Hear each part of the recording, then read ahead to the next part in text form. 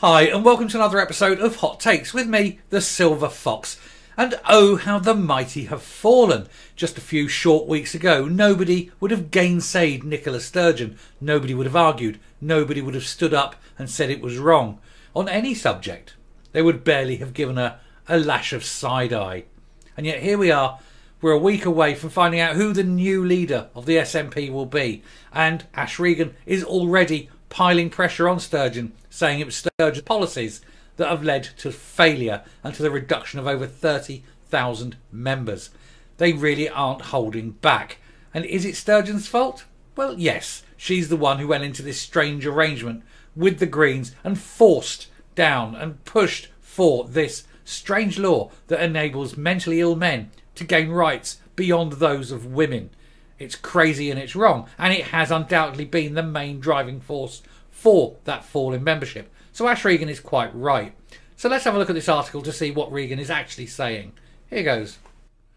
So SNP's Ash Regan blames Nicola Sturgeon's gender law row for party membership slumping by 31,000 members, it was 32,000 actually, and vows to drop legislation if she replaces her as leader. Well, that's two of them because Kate Forbes has also vowed to drop it.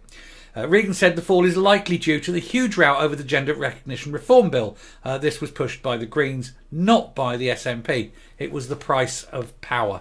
That and the bottle deposit return scheme, which is also an absolute abject failure. This is the Greens' policies through and through. No party should ever align themselves with nutters. But anyway, a top SNP politician today blamed the party's controversial trans law for a mass exodus of members and vowed to drop it if she becomes leader. Ash Regan said it was likely the huge row was over that bill was the reason. Regan, the outsider in the race to replace Nicola Sturgeon, also committed to dropping the First Minister's legal challenge to Westminster's decision to block the law using devolved powers.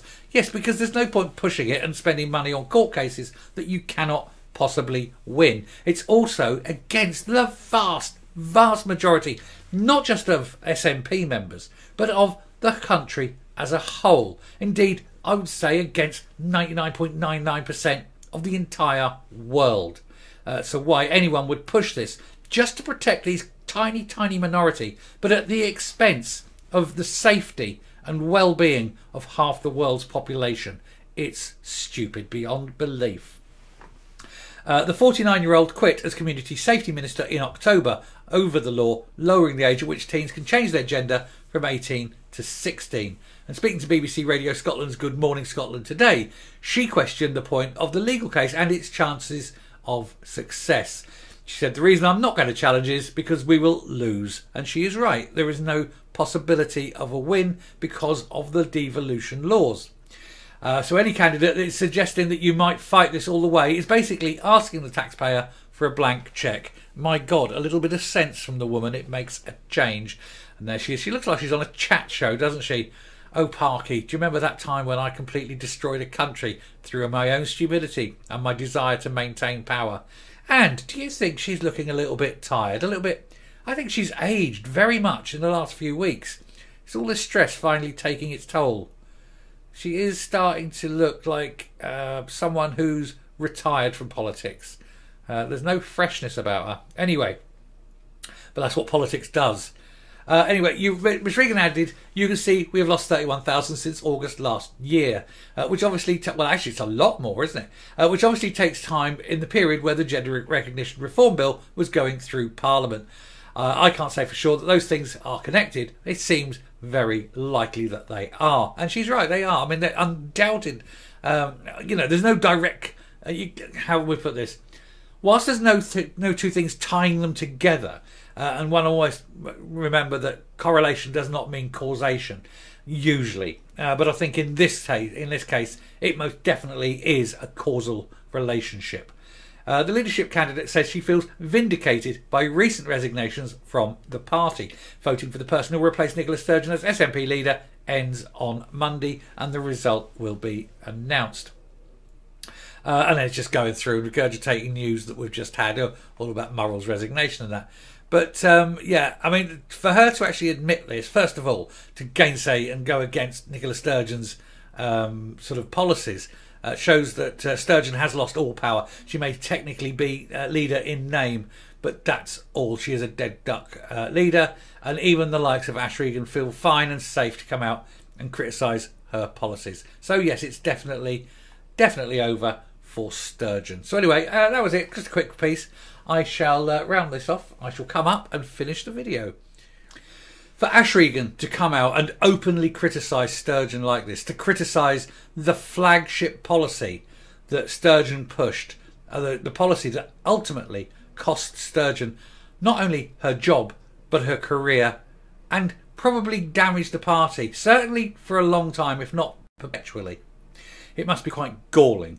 She would have sat there in cabinet meetings pushing this agenda, pushing these things, and a whole series of yes men and yes women would nod in complete obeisance to her will. With one exception, with one notable exception, of course, Ash Regan, who objected immediately. She stood up and left the cabinet. She resigned on a matter of principle. And so I will say, and it is one of those things that I will stand up for her.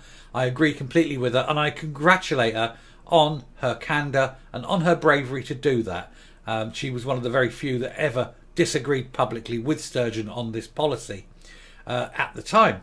Some have come out afterwards, but not while Sturgeon was sitting there looking at them and casting a basilisk eye up and down the corridors of power. So at least Ash Regan did come out, and she does do that, and she protected the rights of women. And of course that's something this channel takes very, very serious, and we're not just doing lip service to that. If you look through, we've got many videos where I stand, or make a stand anyway, on the rights and freedoms and protection of women and children, particularly against having grown men pretending to be women in the field of sport, or in changing rooms, or in areas where men have got no business being, like crisis centres and things like that.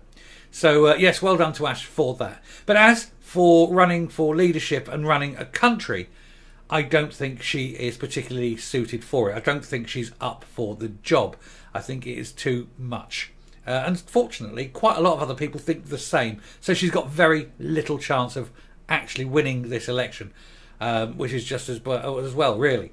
But to have this view, and to expose Sturgeon for what it is, Sturgeon's policy for what it is, it takes bravery at the time, and she's doubled down on it, and so it's quite embarrassing for Sturgeon now, realising that one policy by the Greens has destroyed everything, and that is why it's likely to be probably Forbes, possibly Humza, that's now taking over, and Sturgeon is finished. Well done to all who fought against her, but I will give Ash, like I say, a little salute for leading the charge on that one. And I will finish there. So thank you very much for listening to the video. If you like what you hear and see, do please hit the subscribe button and ring the bell. Every subscription helps us grow, helps us get a little bit louder, and keeps us pushing on these people to keep them true. Also, please do like the video. It matters a great deal. Leave a comment though. Do a share of the video. And until next time, stay safe, stay well.